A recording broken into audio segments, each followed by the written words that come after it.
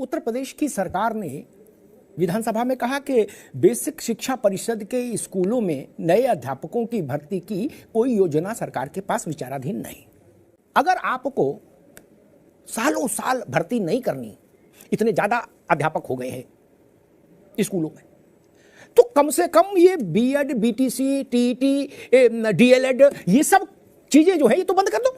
नहीं, ये जो प्रशिक्षण के संस्थान चल रहे हैं उत्तर प्रदेश में यत्र तत्र सर्वत्र, वो एक अपने में एक अलग किस्म का नेटवर्क है और सैकड़ों करोड़ का, साल में हजारों करोड़ का कारोबार है उनका, वो तो बंद कर दो।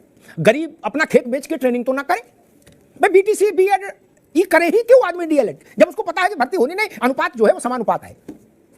कोई दूसरा काम करेगा, दूसरी जगह पैसा लगाए, अपना पैसा लगाए, और नहीं लगाए तो उस पैसे से कोई दुकान खोल लेगा नौजवान। नहीं, आप पहले बीएड कराइए, बीटीसी कराइए, टीईटी कराइए, दिस कराइए, दैट कराइए, और उसके बाद वो लक्ष्मण मेला मैदान में धरना दे। जैसे अगर ये तय हो कि स्टेशन पर आज पूरे दिन कोई ट्रेन नहीं आएगी, मालगाड़ी भी नहीं आएगी, रेलगाड़ी छोड़ो, तो फिर उस दिन की टिकट तो मत बांटो। टिकट क्यों बांट रहे हैं?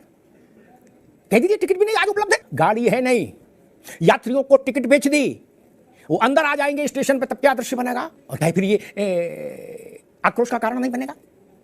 ये बड़ा प्रश्न है। ये जिस ढंग के जितने प्रशिक्षण संस्थान हैं ना उत्तर प्रदेश में, उनमें से अधिकांश अगर आप देखेंगे ग्रास रूट लेवल पर जाकर, तो आप पाएंगे वो राजनीतिक लोगों के संरक्षण में ही फले फूले हैं। उनका एक अलग गोरख धंधा है, पूरी एक किताब उपन्यास उन पर लिख जाए, जो यहाँ कारोबार है। ये तो बंद कर दीजिए स्थायी तौर पर। नहीं, 5 साल अगर आपको लगता है कि अब अध्यापक की जरूरत नहीं, 5 साल बंद कर दीजिए। मुझसे युवाओं ने पूछा कि ये भी अमिताभ जी पूछा जाना चाहिए कि 2019 से भर्ती नहीं आई नहीं कोई, और 19 से 23 तक अध्यापक जो सेवानिवृत्त हुए उनकी भरपाई कैसे हुई? सवाल है, इसका ईमानदारी से उत्तर आना चाहिए शासन की ओर से। बंद कर दो इन स्कूलों को, टेम्परेरी नोटिस लगा दो कि भाई 5 साल बंद रहेंगे। क्या कम से कम घर मकान बेच के जो आदमी ट्रेनिंग कर रहा है उससे तो बचेगा, जब उसको धरना ही देना है लक्ष्मण मेला मैदान में बाद में। राकेश जी। सर, सबसे पहले आपका बहुत बहुत धन्यवाद, आपने इस मुद्दे को अपने चैनल के माध्यम से उठाने का प्रयास किया।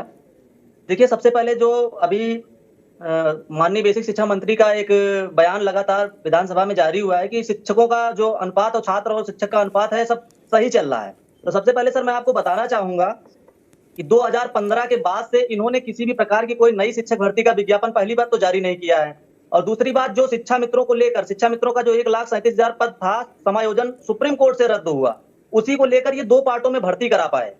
और उसके बाद ये बता रहे हैं कि छात्र और शिक्षक का अनुपात सही है, और 68,000 जो भर्ती रही है उसमें से भी 22,000 सीटें खाली रह गई। अब बताइए, जो 1,37,000 पद ये भरे हैं लगातार 2019 के बाद, इनकी जो भी शिक्षा मित्रों के पद को भरने को लेकर थी, उसके बाद से कोई भर्ती नया विज्ञापन आया नहीं। उसके बाद बताइए आप, क्या शिक्षक रिटायर नहीं हुए? बहुत सारे शिक्षक रिटायर हुए, और 2 करोड़ के करीब में नामांकन है इस समय छात्रों का, और ऊपर से ये बता रहे हैं सर छात्र और शिक्षक का अनुपात बराबर चल रहा है। ठीक है, ठीक है, अभी हम इनको दोबारा में आएंगे। विक्रम सिंह जी, चलो हम करें, इस विधानसभा में अपनी जान बचाने को ही बाबू ने लिख के दे दिया मंत्री जी को टाइप करके कि आप बोल देना शिक्षा मित्र, अनुदेशक सब जोड़ के अनुपात समानुपात हो गया। क्या अब ये बोल बाहर आ जाना, बल्ले बल्ले छोड़ो, बहुत लंबा कलेश हो जाएगा। लेकिन जब आप सदन जैसी जगह पर, लोकतंत्र में उससे बड़ी कोई जगह नहीं, वहां का बोला पत्थर की लकीर रिकॉर्ड में जाता है, इतिहास में दर्ज होता है। आप कह रहे हो कि भाई इनको जोड़कर हमारे पास पीटीआर पूरा है, तो कुछ मानदेय भी ठीक हो जाए। नहीं, तनख्वाह में का शब्द मैंने इसीलिए इस्तेमाल आप लोगों के लिए नहीं किया, लेकिन मानदेय तो दे सकते हैं संदीप बाबू। नहीं, अभी कितना मिल रहा है अनुदेशक को विक्रम सिंह जी? 9,000 सर। बताइए जी। 13 पे ज्वाइनिंग हुई थी सर, और अभी 9,000 मिल रहा है जी। और सर हम उनके इस बयान का स्वागत करते हैं जी, लेकिन स्वागत हम करते हैं, लेकिन सर हमें, यदि आप शिक्षक मान रहे हैं तो हमें उसका जो सम्मानजनक है वो भी आप नहीं दे रहे हैं। मुझे बड़ी खिन्नता हो रही है कि आखिर ये संस्थान प्रशिक्षण वाले क्यों चल रहे हैं। मैंने शुरुआत में कहा था, अगर आपने सुना हो, कि जब ये तय हो गया कि भाई हफ्ते भर तक स्टेशन पर कोई ट्रेन नहीं आएगी, रेलगाड़ी छोड़ो, मालगाड़ी भी नहीं आएगी, तो स्टेशन का गेट बंद करो, ताला लगाओ। टिकट क्यों बांट रहे हो? जो यात्री अंदर जाएगा वो क्या करेगा? वो भजन करेगा। ये क्या खेल है भाई? जब अनुपात इतना बड़ा समानुपात हो गया कि अब बरसों बरस नहीं इसमें जरूरत पड़ेगी, तो ये बंद करो। बीएड के स्कूल, बीटीसी के स्कूल, सब रजत नहीं, इसमें भी पैसा जा रहा है ना युवा का। सर्वप्रथम सर आपका बहुत बहुत आभार, जो आप लगातार मुद्दा उठा करके हम सबका मुद्दे को जीवंत करते रहते हैं। और आते हैं अपने पॉइंट पर सर कि जो आपने कहा कि जिस प्रकार से शिक्षक भर्ती ये नहीं दे रहे हैं, ये बताते रहते हैं कि अनुपात समानुपात की जो पहली है ये तो कभी सुलझेगी नहीं, क्योंकि इससे पहले जो पूर्व शिक्षा मंत्री जी थे सतीश द्विवेदी जी, वो भी ये पहली कम से कम अपने कार्यकाल में लगातार बताते रहते थे कि जो हमारा अनुपात समानुपात है ये बराबर है। उनका तो सरप्लस में भी रहता था, लेकिन उस समय लगातार हम सबके द्वारा मुद्दा उठाए जाने पर उनकी ये पहली फेल हुई और अंततः उन्होंने ये चीज का आदेश भी दिया था और लिखित आश्वासन भी दिया था कि अगली भर्ती 17,000 के विज्ञापन पर करेंगे। लेकिन तो बहुत सारे बच्चे तो वहां भी पैसा दिए होंगे, अब इन्होंने कह दिया कि जी कोई विचाराधीन नहीं, अब क्या होगा?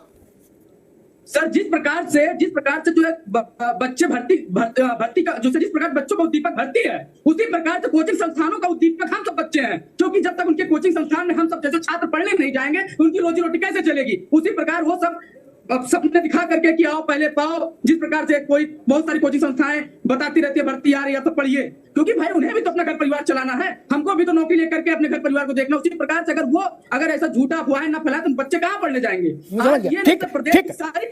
ठीक रजत बाबू, ठीक है, 20-20 लाख बच्चा टीईटी पास करके निकल जाता है, ठीक, बहुत उदार हो जाएंगे तो 40,000, 50,000, 60,000 भर्ती कर देंगे, बहुत हो जाएंगे तो उसका भी डंका 5 साल बजाओगे क्या?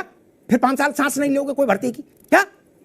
ये 20-20 लाख क्यों, कहां से आ रहे, क्यों नहीं इस पर प्रतिबंधन रोक लगता है? अगर ट्रेन में 100 आदमी बैठ सकते हैं तो हट रहे हैं, वो 9,900 क्या करेंगे? भगवान का भजन करेंगे स्टेशन पे?